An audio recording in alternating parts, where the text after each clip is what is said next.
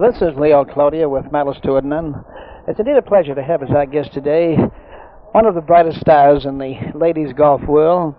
She happens to be from the state of New Hampshire, doing tremendously on this pro tour. I'd like to welcome to our show Miss Jane Blalock of Portsmouth, New Hampshire. Welcome, Jane. Thank you very much, Leo. Jane, it certainly is a pleasure to have you as our guest here today. Jane, you've already hit 2 tournaments in Florida. Where was the first one? At Port Richey, was it? It was Port St. Lucie, which is in the Fort Pierce, Jupiter area. And you also went to the Blossom Orange Tournament, which was in Pasadena. That's right. The tournament is annually held at the Sunset Golf Club, but due to poor condition and a bad winter kill, we played at the Pasadena Golf Club in St. Pete.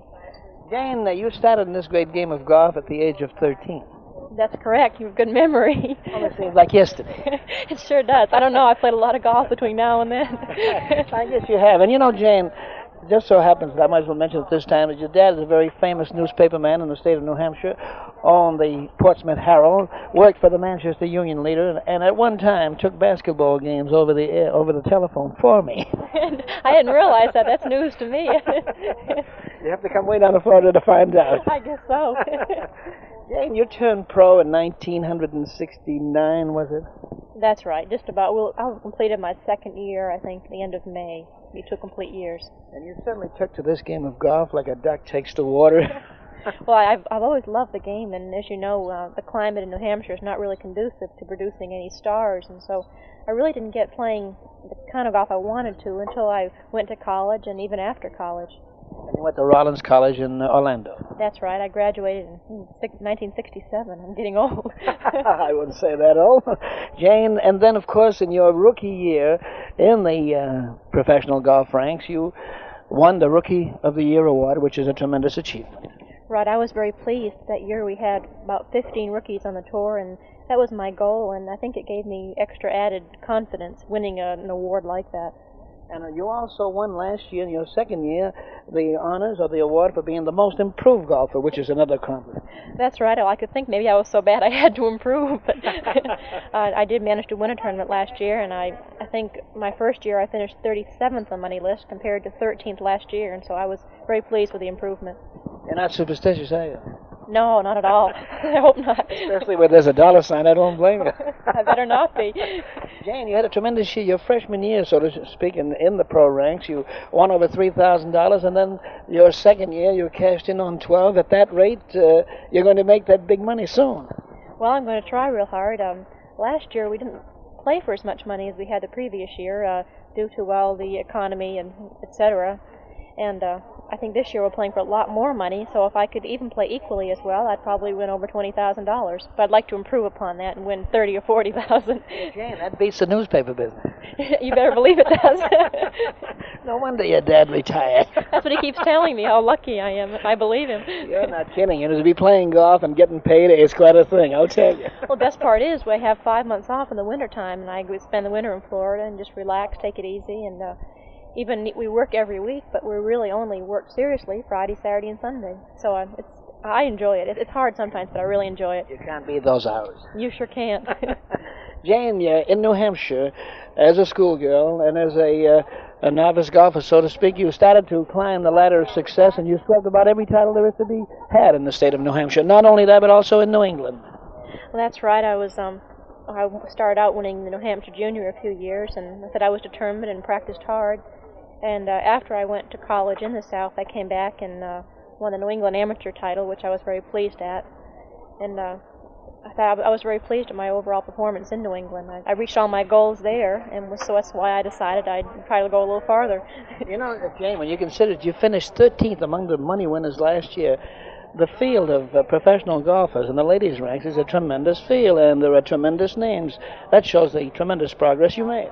Well, it's really strange. You know, I used to play in some of the lady pro tournaments as an amateur when they came to our area, you know, Sutton, Pleasant Valley Country Club. And I was so awed by the names, and to all of a sudden, just a few years later, to be playing with them and even beating some of them, it's really a strange feeling. It's a good feeling, though. Oh, it certainly must be. I know. I was just looking at the program down here at Pasadena, Florida today, and I noted Mickey Wright, Patty Berg, Marlene Haig. Those are great names. They sure are. I mean, but they're way down below Jane. Yeah, let's keep them there.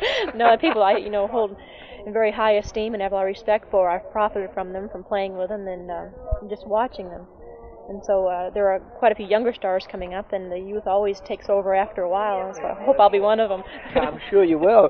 Jane, another thing which you did in improving from your first year to your second year in playing in the professional ranks, you cut 2 strokes off your per 18 holes, which is quite a thing. Yes, and I'm glad you mentioned that. That's a very important thing. Money lists can be deceiving, but performance average is really important, your scoring average per se. And I hit the ball so much better last year as opposed to the previous year, and I hit a lot of greens, and I started making birdies where I used to scramble for pars, and I was very, very happy with that. You know, Jane, I don't want to date the show, but I can't help but mention today's performance right here at the Pasadena Country Club Golf Course in Pasadena, Florida, which is a suburb or so-called of St. Pete. This is a windy day, and you came in with a 71 today against the wind. You did a tremendous job.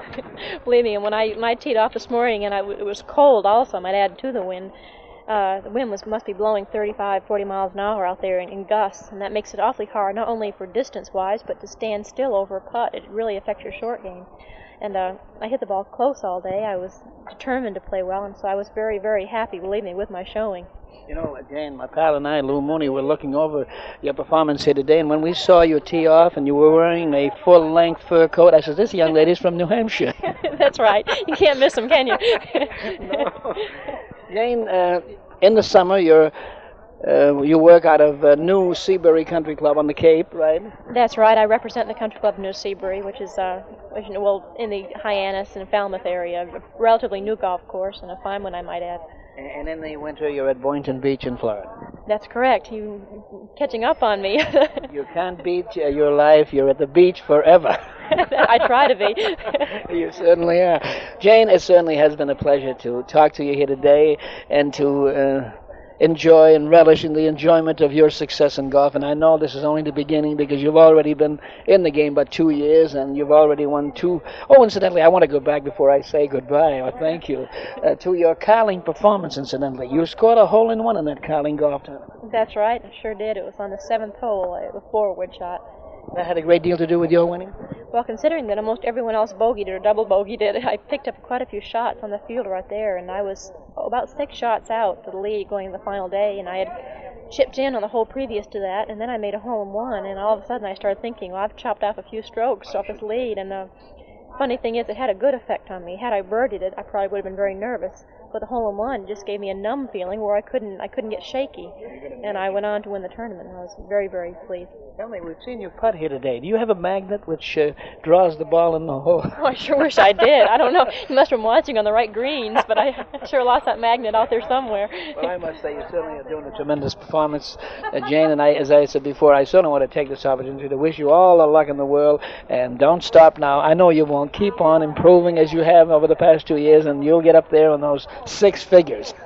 That sounds great to me. I hope so, Leo. Thank you very much. Thank you, Jane. This was an interview with Jane Blalock, one of the outstanding youngsters playing golf in the professional golf ranks today, in the ladies' ranks, here from Pasadena, Florida. This is Leo Cloutier. Until tomorrow, good day. Thank you very much. Brought to you by Poster Fix.